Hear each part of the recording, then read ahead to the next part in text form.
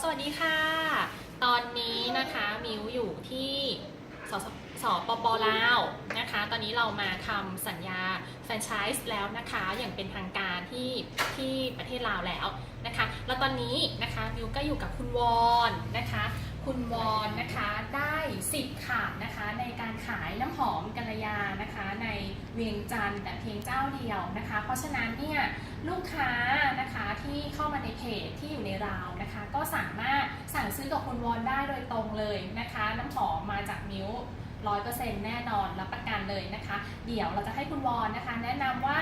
สามารถที่จะซื้อน้ำหอมหรือว่าเข้ามาเทสกลิ่นนะคะที่นี่นะคะที่ประเทศเราอย่างเงี้ยยังไงดี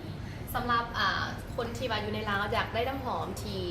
ราคายอมเยาและก็เป็นแบรนด์ที่ไส้ดีติดทนติดนานของแบรนด์กัลยาเนาะสินค้าเขามีพร้อมส่งอยู่ทางห้างเลยแมนยูสีสวัสดเนาะแถวประตูไซส์เนาะสามารถมาเทสกินได้ก่อนได้เลยมีทั้งแบบหลอดน้อยแบบพกพาและก็แบบขวดใหญ่ที่สามารถแบบเป็นของต้นของฝากก็ได้เจ้า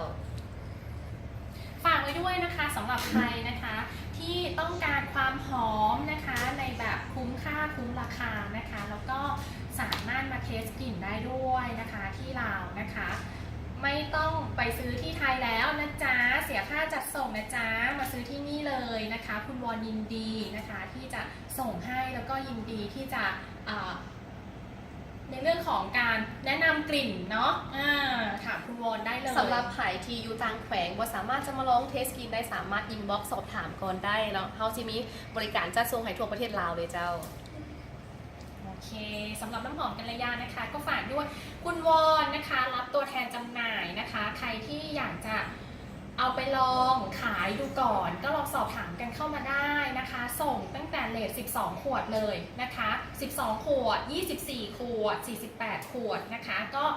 สามารถสอบถามราคาส่งจากคุณวอนได้เลยส่วนร้านนะคะเครื่องสำอางร้านกาแฟนะคะที่อยากจะได้น้ำหอมกัลยาเอาไปวางขายนะคะเพื่อเพิ่มกำไรเพิ่มยอดขายก็สามารถติดต่อคุณวอนเข้ามาได้เลยนะคะโอเควันนี้ไปแล้วนะจ๊ะอยู่ลาวเดี๋ยวใครที่เดี๋ยวจะมีของฝากนะคะลองติดตามเพจกันนะบ๊ายบาย